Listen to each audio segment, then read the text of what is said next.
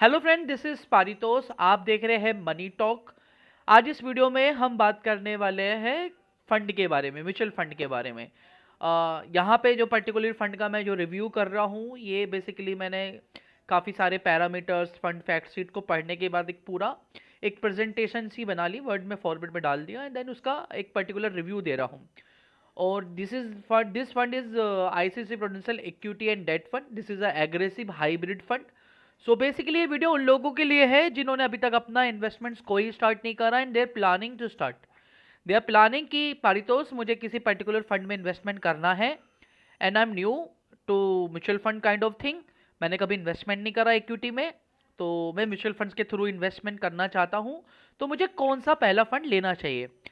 तो इसलिए ये मैंने आप लोगों के लिए फंड्स पूरा एनालिसिस करा है। Basically aggressive hybrid equity funds होते क्या है पहले ही बता देता हूँ, और मैं क्यों एग्रेसिव हाइब्रिड फंड की तरफ जा रहा हूँ, क्यों मैं सजेस्ट कर रहा हूँ आपको। तो देखो, अगर 2025 में मतलब आप 20s में हो, 25 के एज में हो, मतलब initial and you are starting first time, अभी तक आप एफडी में करते थे, म्यूचुअल बॉन्ड्स में लगाते थे, तो आपको अभी रिस्क लेने की आदत नहीं होती है। When you start investing in equity ना, तो आपको you don't know the market volatility. आप अभी तक एफडी में पैसा लगाते थे तो आपने वोलेटिलिटी नहीं देखी नहीं होती। तो आई कंट डायरेक्टली सजेस्ट यू कि go with the like pure equity fund, क्योंकि वहां पे वोलेटिलिटी रहेगी। Obviously you will be earning a better return, but फिर भी आप वोलेटिलिटी पे डिपेंड अभी पूरी तरह से देखा नहीं है। That's the reason 100% pure equity में जाने से बेटर होगा कि एक बार आप टेस्ट ले लो फंड्स का। और उसके लिए पहला फंड जो मैं सजेस्ट कर रहा हूँ वो आपको एग्रेसिव और हाइब्रिड इक्विटी फंड सजेस्ट कर रहा हूँ। तो उसमें हम ICC Prudential equity debt fund के बारे में बात करेंगे। तो बेसिकली मैं फंड के थोड़ा सा पहले मैं आपको बताता हूँ कैटेगरी किस तरीके से काम करती है। इस कैटेगरी में बेसिकली सारा पैसा आपका इक्विटी में इन्वेस्ट नहीं होता। इसका एक मैंडेट है। एग्रेसिव हाइब्रिड इक्विटी फंड आपका 65% से लेके 80% तक, 65% से लेके 80% तक आपका पैसा लगाता है इक्विटी में। अब यहाँ पे कुछ पर्टिकुलर फंड होते हैं इस कैटेगरी में जो लार्ज कैप में भी लगाते हैं 100% पूरा का पूरा। कुछ फंड होते हैं जो large cap and mid cap दोनों में लगा देते हैं, कुछ स्मॉल कैप में भी लगाते हैं। तो ये वाले जो कैटेगरी है जो mid cap and small cap में थोड़ा सा रिस्की हो जाता है। तो इसके लिए बेटर होगा कि आप ऐसे फंड्स जाइए जो मोस्टली आपका मैक्सिमम जो एलोकेशन है predominantly they invest your money in large cap category fund, large cap stocks. तो यहाँ पे एग्रेसिव हाइब्रिड इक्विटी में क्या होता है, आपका 65% से लेके 80% पैसा इक्विटी में जाता है, और बाकी रिमेनिंग परसेंट पैसा जो भी 20% है या 35% है वो आपका जाता है डेट में। डेट यानी डेट बोले तो डेट मतलब है या तो फिक्स डिपॉजिट में इन्वेस्टमेंट करेंगे या कमर्शियल पेपर्स में इन्वेस्टमेंट करेंगे। मतलब आपका पैसा, सारा पैसा पूरी तरीके से इक्विटी में नहीं लगता। अब यहाँ पे हम एग्रेसिव यहाँ पे इसीलिए मैं जो ये वाला पर्टिकुलर फंड बता रहा हूँ, अब इसको जरा थोड़ा देखते हैं, इसकी परफॉर्मेंस देखते हैं। तो देखो मैं ये क्यों सजेस्ट कर रहा हूँ। एक तो ये ICC Prudential equity and debt fund it is more than 25 years of market presence, यानी मार्केट की काफी लंबी वोलेटिलिटी साइकिल देखी है। मार्केट कभी भी ऐसा तो चलता नहीं है। मार्केट में जो भी वोलेटिलिटी है इसने काफी अच्छे से फेस करी है। तो fund managers, fund team know how to tackle the situation. ठीक है। दूसरा, अब मैं परफॉर्मेंस की बात करें तो देखो सारा पैसा तो परफॉर्मेंस से बनता है ना। तो परफॉर्मेंस एनालिसिस की बात करें तो फंड का जो इंसेप्शन से रिटर्न है, जो मैंने फंड फैक्ट शीट से निकालने के बाद ये डेटा रख रहा हूं आपको, डायरेक्टली वो चीजें ना दिखा के टेक्निकल, डायरेक्टली एक प्रेजेंटेशन फॉर्मेट में रख लिया आप लोगों को समझाने के लिए। तो सिंस इंसेप्शन जो लॉन्ग टर्म रिटर्न है that is the CAGR of 15.2%, यानी 15.2% का रिटर्न है सिंस इंसेप्शन से। अब रिसेंट परफॉर्मेंस की बात करें, एक तो लॉन्ग टर्म कर लिया कि चलो लंबे समय के लिए पैसा डाल दिया 15-20 साल के लिए, तो आपको 15.2% का रिटर्न मिल गया CAGR। जो रिसेंट परफॉर्मेंस की बात करें तो ओवर द लास्ट 5 ईयर्स इस फंड के जो CAGR रिटर्न है दैट इज दिस 21.1%। अब हम इसको कंपेयर कैसे करेंगे, किसी दूसरे पर्टिकुलर फंड से तो कंपेयर करना बनता नहीं है, तो हम इसको किसी बेंचमार्क से कंपेयर करेंगे।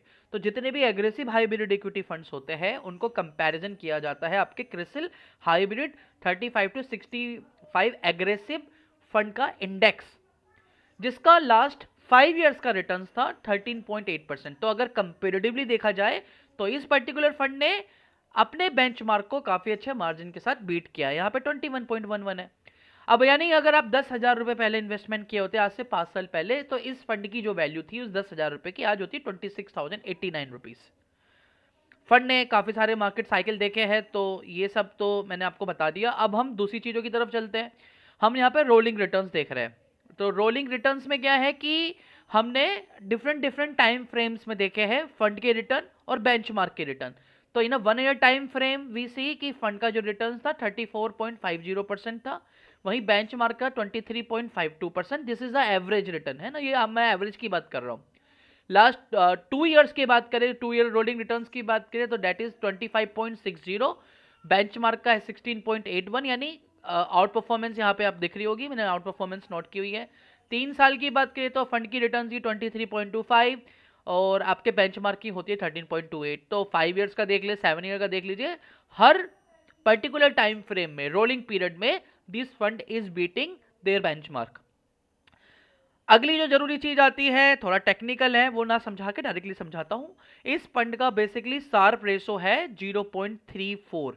आइडियली मैं हमेशा सजेस्ट करता हूं कि शार्प रेशो 1 से कम होना चाहिए। अब ये है क्या, तो basically it's a volatility kind of thing. मैं एग्जैक्टली तो नहीं बता पाऊंगा, बहुत लंबा वीडियो हो जाएगा, बट बेसिकली ये करते हैं कि अगर आप 1 रुपया डाल रहे हो तो उसके अगेंस्ट में आप कितना रिस्क ले रहे हो, तो ये हमेशा आपका कम होना चाहिए।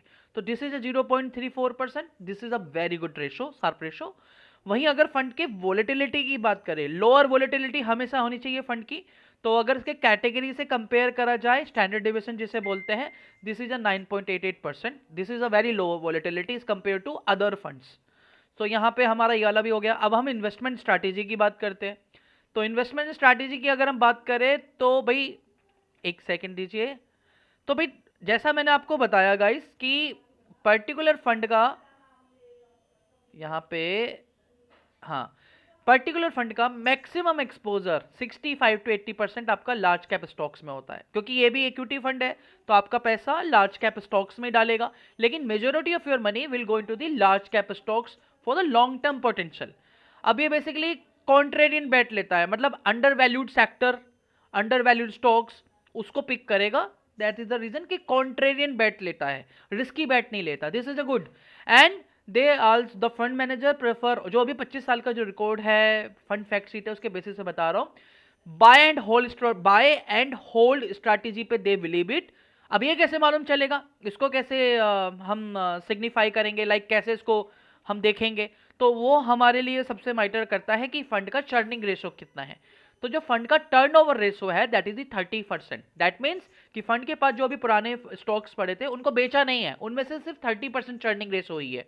और जितनी ज्यादा चर्निंग होती है उतना ज्यादा फंड का परफॉर्मेंस थोड़ा सा डिस्टर्ब होता है, बिकॉज वो कंपनसेट लॉसेस भी होते हैं ना, लॉसेस भी कंपनसेट हो गए, कॉस्ट भी कंपनसेट होती है, तो वो रिटर्न्स पे इंपैक्ट आता है। अब बाय एंड होल्ड है तो डेफिनेटली फंड का स्ट्रैटेजी सही चल रहा है, फंड के अप्रोचेस सही चल रहे हैं, तो 30% turnover is a very good. मतलब अगर 100 स्टॉक्स है, 100 में से 30 स्टॉक्स है जिसको चर्न किया गया है इन द लास्ट 1 ईयर, तो फंड का जो बाय एंड होल्ड स्ट्रेटेजी है that making sense and making a return to the customers. अब हम अगले अगले की बात करते हैं यहाँ पे। तो भाई देखो, डेट एलोकेशन की बात करें, अब हमने ये तो समझ लिया ना कि चलो भाई इक्विटी की बात समझ में आती है कि लार्ज कैप स्टॉक्स में रखेगा, प्रीडोमिनेंटली अच्छे स्टॉक्स खरीद रहा है, कॉन्ट्रेरियन बेट ले रहा है, अंडर वैल्यूड सेक्टर में बात कर रहा है, पैसा 30% टर्नओवर रेशो है। लेकिन जो रिमेनिंग अमाउंट है 30% पैसा, 20 से 35% पैसा, वो कहाँ जा रहा है, तो they will invest your money in high rated corporate bonds, AA and above, government securities and treasury bills. तो डेट कैटेगरी में these are the very safe bets, ठीक है। और basically as per the interest rate changes the fund managers manage your portfolio dynamically. अब अगले बात करते हैं कि होल्डिंग की कौन कौन से स्टॉक्स है, इस स्टॉक में अभी किसने कितना परफॉर्मेंस करा है, मैंने वो भी निकाल के रखा हुआ है आप लोगों के लिए। तो देखो, इक्विटी होल्डिंग इसकी 86 स्टॉक्स है। शुरू की जो टॉप 10 होल्डिंग है उनका मेजोरिटी है आपका 42.4%, जिसमें से ICC bank, HDFC bank, NTPC, Maruti Suzuki, Bharti Airtel, Sun Pharma. इसमें से जो बेस्ट परफॉर्मर थे इनके स्टॉक्स में से वो थे NTPC, Bharti Airtel, ONGC, HCL tech, TVS motors, जिन्होंने they made a 27% absolute return on the fund performance, 27% of absolute return. इसके अलावा they have a very low allocation to small and mid cap stocks, तो that reduces your risk, high risk segment में नहीं जाते। Sector breakdown की बात करें तो फाइनेंशियल में 21%, and then it is followed by auto, power, pharma, telecom, retail, they also diversified your exposure equity का, इन्फोटेक में, ऑयल एंड गैस इंजीनियरिंग, ये सब मैंने पॉइंट्स में निकाल लिए, ठीक है। इसको ज़्यादा समझाने की जरूरत है नहीं, आपको पॉइंट्स में समझा देते हैं।